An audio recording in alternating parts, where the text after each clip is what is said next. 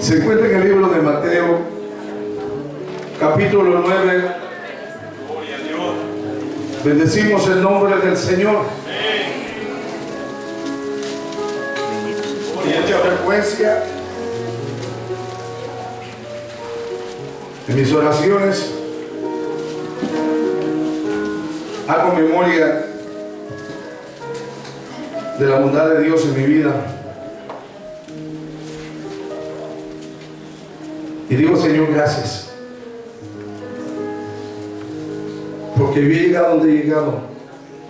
No ha sido por esfuerzos únicamente propios, sino porque tú me has ido llevando a través de la vida, Señor. Me has ido poniendo, ubicando, abriendo las puertas que Dios ha tenido que abrir para cada uno de nosotros. Dice en Mateo 9:20, aleluya. Vamos a comenzar del 18. Mientras él les decía estas cosas, vino un hombre principal y se postró ante él diciendo: mi hija acaba de morir, mas ven y pon tu mano sobre ella y vivirá. Y se levantó Jesús y le siguió con sus discípulos. Y he aquí, dice el 20, una mujer enferma de flujo de sangre desde hacía 12 años, se le acercó por detrás y tocó el borde de su manto, porque decía dentro de sí: si tocare solamente su manto, seré salva. Pero Jesús, volviéndose mirándola, dijo: ten ánimo, hija, tu fe te ha salvado. Y la mujer fue salva desde aquella hora. Señor, te damos gloria y te damos honra. En el nombre de Jesús, nosotros honramos tu nombre por excelencia y nos presentamos delante de ti, Padre amado, por los méritos de Jesucristo. Permite, Señor, que esta palabra sea de bendición a la vida de cada uno de los que estamos presentes, a los ausentes, a los que están enfermos. Señor, bendícelos y sánalos en el nombre de Jesús. Señor, y que tu palabra no vuelva jamás a ti vacía, sino que antes haga todo aquello para la cual tú la has enviado, Señor. En el nombre de Jesús. Yo le pido que se siente, por favor. Mientras oraba en esta semana y pensaba obviamente en la dirección de Dios hacia mi vida, hacia la vida de cada uno de nosotros, definitivamente creo que sobre lo que aportamos un pensamiento, un mensaje, una enseñanza a un pueblo, tenemos sobre nuestros hombros una gran responsabilidad espiritual y de toda índole que recae sobre nuestros hombros, buscando el rostro de Dios para que Dios ilumine y nos pueda dirigir hacia determinada lectura de la palabra, y que a través de esa palabra Dios prospere su voluntad en la vida de todo aquel que está dispuesto a escuchar la palabra del Señor. Esto no es cosa fácil. Traer un mensaje esporádico de cuando en cuando, diría yo, es fácil. Pero cuando usted tiene que sentarse semanalmente y buscar la presencia de Dios, la dirección de Dios, para que Dios le oriente, para perfeccionar su voluntad en la vida de su pueblo o de los que todavía no son su pueblo, no es tarea fácil, pero es una gran bendición. Es una gran bendición, porque cuando llegamos a conocer la voluntad de Dios en la vida nuestra y veo como Dios, al final de la palabra que se ha hablado, Dios se glorifica, nos sentemos contentos y satisfechos de que Dios haya hecho lo que haya hecho, usando vasos tan frágiles y siervos inútiles como somos cada uno de nosotros. Por eso es necesario que todos los que nos reunimos en este lugar estemos atentos y pendientes. ¿Qué es lo que Dios me va a decir? ¿En qué área de mi vida Dios quiere ayudarme a crecer? ¿En qué área de mi vida Dios quiere ayudarme a permanecer? ¿En qué área de mi vida Dios quiere edificar la mía? Y por lo tanto necesitamos estar atentos a la voz de Dios. Mucho se ha hablado y se ha predicado de esta mujer del flujo de sangre. Mateo la define obviamente como una mujer de flujo de sangre que Cristo iba pasando, y esta mujer oyó que Jesús también llegó por la región. Lucas me encanta, ya que Lucas recopila información de testigos oculares que vivieron en aquel momento, ya que Lucas no caminó con Cristo. Mateo sí. Mateo presenta la situación obviamente de una forma preciosa y maravillosa a un pueblo judío que necesitaba entender y conocer que Jesucristo es el Mesías. No que era, que es el Mesías. Los judíos eran gente prejuiciada. En el libro de San Juan, que el hermano Arturo leía, podemos ver ciertos rasgos distintivos de un pueblo incrédulo, reacios a creer a que el Mesías vendría de una región de Galilea. Por eso era que Mateo introduce enseguida a Cristo como el único que salva, el único que sana, el único que perdona pecados y da vida al que cree en él. Es probable que haya personas que lo visitan por primera vez, o personas que tenemos ya un tiempo estando en la casa del Señor. Yo quiero explicarle a cada uno de nosotros que esta mujer no hay historia prácticamente de quién era, de dónde vienes. Simplemente se deduce que por la edad, entre comillas, que muchos teólogos le adjudican, se cree que era una mujer de unos 38 años prácticamente. Y dice que tenía un flujo de sangre. Y usted sabe, las mujeres saben, los hombres ya mayores sabemos esa costumbre que viene a las mujeres y que luego va cesando a medida el tiempo va pasando. Pero eso tiene un periodo de tiempo de días. Pero la Biblia dice que esta mujer tenía 12 años con un flujo de sangre. La Biblia enseña que no había prácticamente esperanza, que esta mujer lo había gastado todo lo que poseía lo había gastado. Y qué frustración puede haber en una vida sabiendo que tengo los recursos económicos, sabiendo que tengo recursos quizás materiales para poder acudir en este caso, quizás en aquel entonces, a los mejores doctores. De hecho, Lucas era un médico por excelencia. Y Lucas desglosa a esta mujer de una manera preciosa también.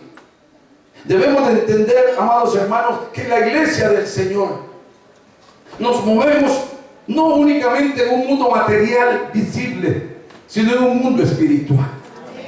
Yo quiero decirle a cada uno de los hermanos que nosotros, aun cuando somos de carne y hueso, hemos sido ya tomados dentro del reino espiritual y hechos de acuerdo a la palabra de Dios, hijos de Dios. Que usted y yo no somos cualquier cosa. Que usted y yo, amado hermano, hemos sido escogidos para poder habitar dentro de un ambiente espiritual en el nombre de Jesús. ¿Sabe por qué le digo esto? Porque necesitamos ubicarnos. Trato siempre de hacer énfasis en los principios, en los estatutos bíblicos, para que a diario nos ubiquemos ahí. Porque ahí, en Cristo, es que está nuestra victoria, es que está nuestra bendición, es que está nuestro todo. Todo lo material es efímero, pasajero.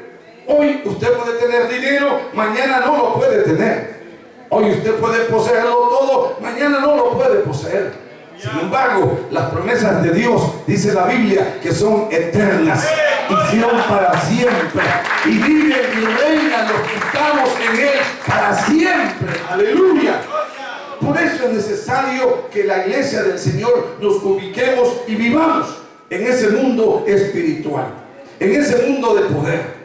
Cuando Cristo caminó sobre la tierra, hermano, Él hizo todo aquello que Él hizo en cuanto a milagros y prodigios.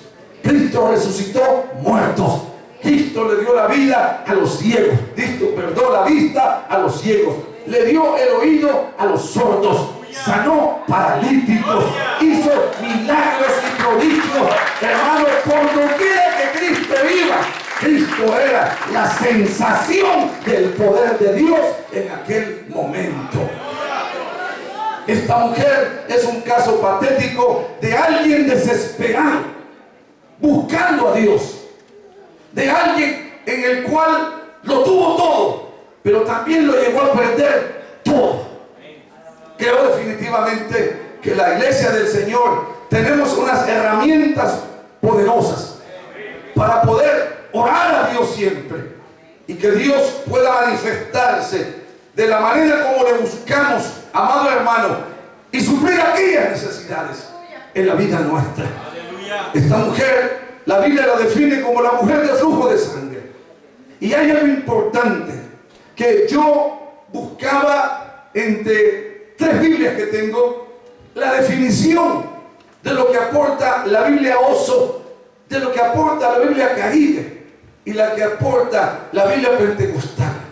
Y es tan parecido, no importando, hermano, el comentarista, la Biblia tiene un punto importante y esencial en todos los que relatan los evangelios, y es que siempre le dan la gloria y la honra a Cristo por excelencia.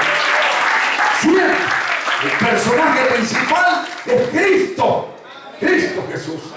Por eso es necesario entender, amado hermano, que Dios nos ha dado a nosotros elementos indispensables para poder mover el corazón de Dios hacia mis necesidades. Yo siempre he creído que cuando yo oro a Dios y voy citando su palabra, me encanta hacer eso, porque cuando oro a Dios y le digo: Señor, tengo una necesidad, me está pasando esto, pero tu palabra dice, Señor, y si eres fortaleza, y si es una debilidad que pueda haber, y si es algo que por el momento es un impedimento, yo le digo al Señor: pero tu palabra dice en Filipenses 4:13 que todo lo puedo en Cristo que me fortalece, y tu palabra no miente, Señor, y tu palabra no miente. Y creo definitivamente que son 2 herramientas poderosas que tenemos a nuestro favor. Yo quisiera que usted no se conforme. Yo no sé cuántos están pasando por situaciones difíciles en su vida, cristianos evangélicos, y quizás visitas que están hoy con nosotros, que quizás han tratado una cosa y otra y otra y otra, y sin embargo no han visto soluciones hasta el momento. Déjeme decirle que esta mujer es un ejemplo de fe. Esta mujer es un ejemplo de valentía. Esta mujer es un ejemplo de fe. Claro, tuvo que llegar hasta el fondo. Tuvo que darse cuenta que se quedó sin nada y seguir enfermo. Lo había perdido todo. Había perdido sus seres más queridos. Estaba en un momento de colapso espiritual y económico. No tenía amigos, porque cuando usted tiene plata, los amigos le sobran. Cuando usted tiene poder adquisitivo, ¡ah!, usted es el número 1 en esa reunión o en ese momento. Pero los verdaderos amigos no siempre se conocen cuando usted tiene el poder monetario adquisitivo. Los amigos usted los irá conociendo en el camino, cuando todo le va faltando, cuando se va quedando, si es que llega a acontecer ese caso, usted se dará cuenta quiénes son sus amigos. Que no son muchos, que no son los tantos, sino que con la mano les sobrarán dedos para darse cuenta que al fin de los casos, el único que le queda a uno, siempre al final de la historia, como amigo fiel y verdadero, es Cristo Jesús, Señor.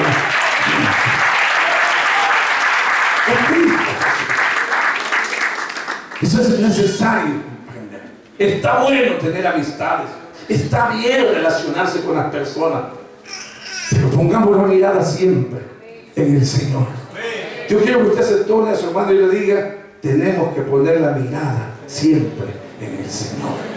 Pero dígase, interacciones, dígale: tenemos que poner la mirada siempre en el Señor. Aleluya. Gloria. Debemos de conocer el poder que hay en esta nueva relación con Dios.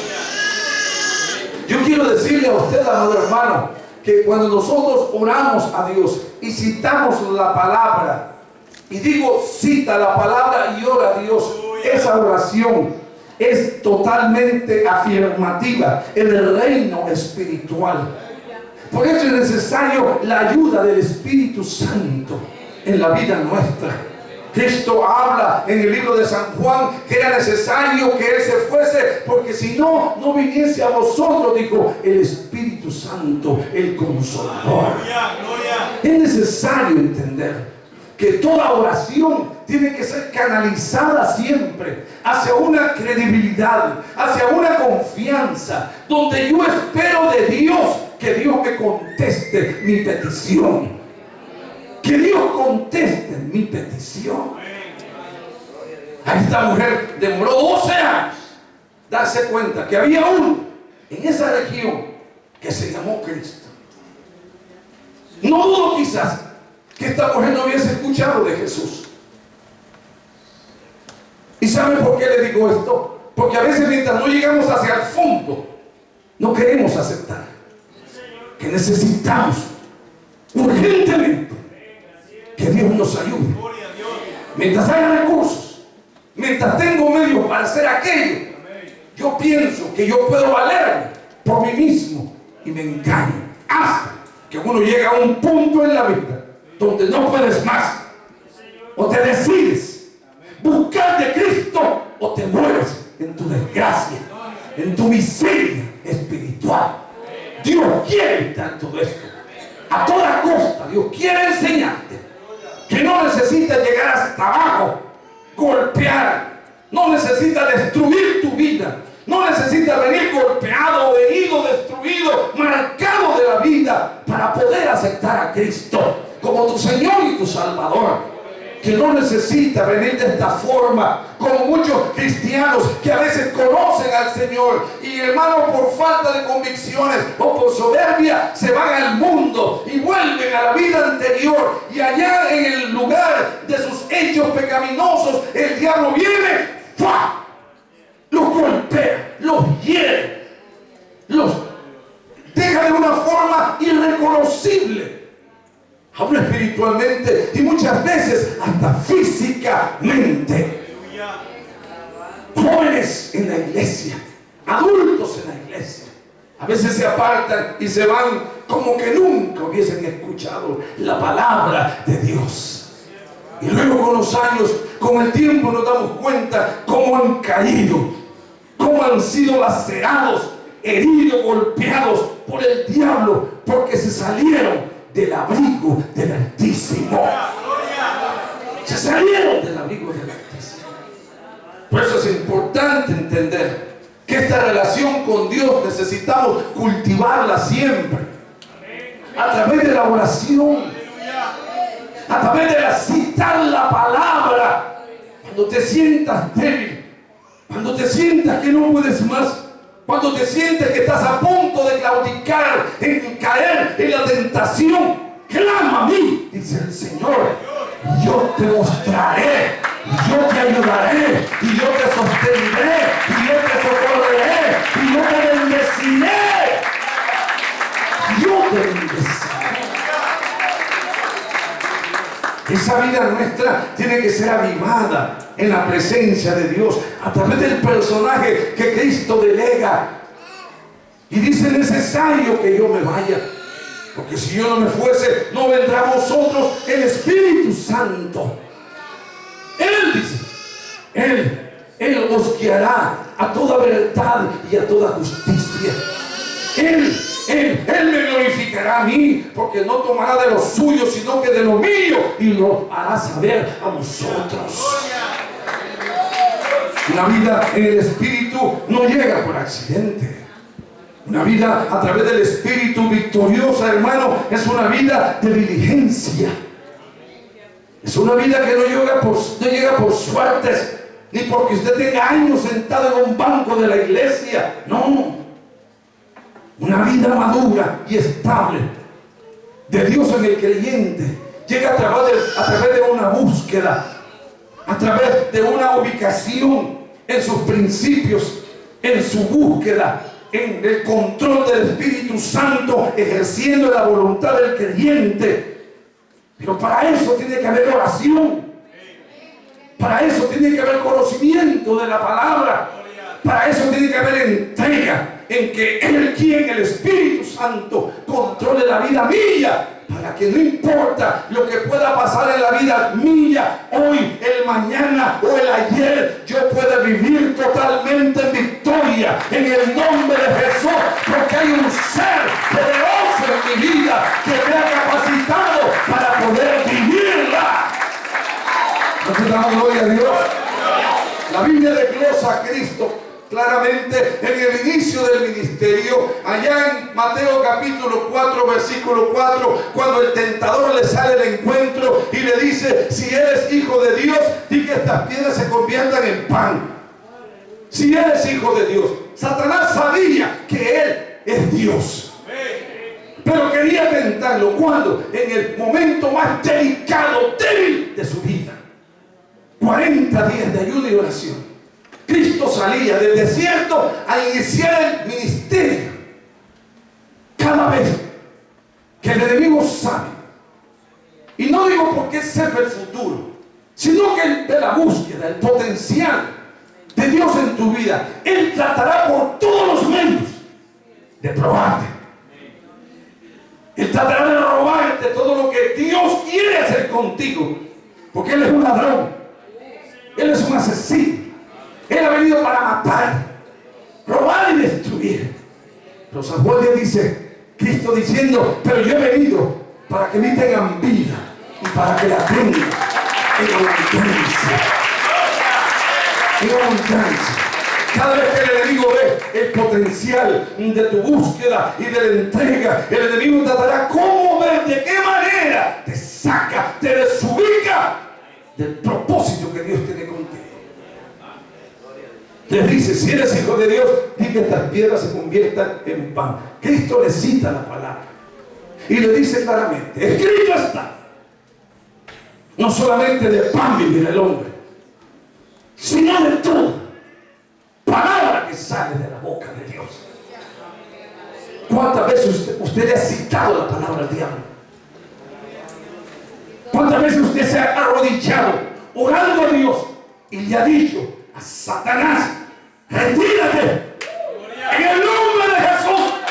Yo he declarado mi descendencia, mi familia, aleluya, generaciones para tu gloria, Señor, en el nombre de Jesús, en el nombre de Jesús, en el nombre de Jesús. Yo tengo años orando con algunas familias y personas por diferentes propósitos. Es necesario entender esto. El poder de la oración.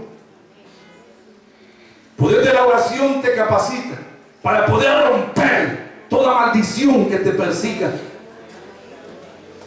toda hueste del diablo que atente contra tu vida. El poder de la oración y citando la palabra, hermanos, son poderosos, poderosos en Dios. Usted no puede jamás de ninguna manera retroceder ante las huestes del diablo o los ataques que el enemigo lance en contra suya. Usted tiene que saber ubicarse en el reino espiritual como hijo de Dios que usted, yo somos, y ejercer el derecho, el poder y la autoridad que tenemos como iglesia de Cristo, y en el nombre de Jesús reprender al diablo en el nombre glorioso de Jesús. Es poderoso cuando usted se ubica ahí. Cuando usted, en lugar de desmoralizarse, se ubica en el campo espiritual. Y cuando digo en el campo espiritual, es como que un padre tenga, llamémosle una finca, una hacienda, y le diga a los que la gobiernan, o al mayordomo de la tal: fulano, mi hijo va a llegar ahí, atiéndelo como tú me atiendes a mí. El hijo llega, y tan pronto llega, es agasajeado del cuidado que tiene ese hijo, por la autoridad que se le ha delegado como hijo del padre, y no cambia su posición de hijo por cuanto hay un respaldo que el padre ha otorgado a ese hijo para que pueda decidir o hacer en esa propiedad que es propiedad de su padre. El hijo dispone, hace y es respetado y considerado porque es el hijo del Padre. Cristo en San Juan capítulo 1 versículo 12 dice que a todos los que le recibieron, a los que han creído, aleluya, que Jesucristo es el Señor, les dio autoridad, les dio potestad de ser hechos hijos de Dios, hijos de Dios. Y cada vez que usted se mueve en el nombre de Jesús, en el área que sea, los demonios tienen que temblar. Los demonios tienen que temblar. Diga conmigo: el diablo tiene que temblar. No usted, no usted, no yo. El diablo. El diablo. Lamentablemente hoy andan muchos creyentes desubicados totalmente de la autoridad y del derecho de hijos de Dios, y andan temerosos, amedrentados, creyendo a todo espíritu, no estando seguros de lo que son en el Señor, y en lugar de ubicarse, reprender y vivir una vida de victoria, viven una vida, hermano, a medias, una vida triste, una vida que da lástima, una vida no saturada por el poder de Dios, equipados a través de su palabra, de su Espíritu Santo, sino que tristes, creyentes que a veces da lástima hablar con ellos, porque todo lo que hablan es derrota, derrota, derrota y derrota. No, no puede ser así. Tenemos que renunciar a la derrota.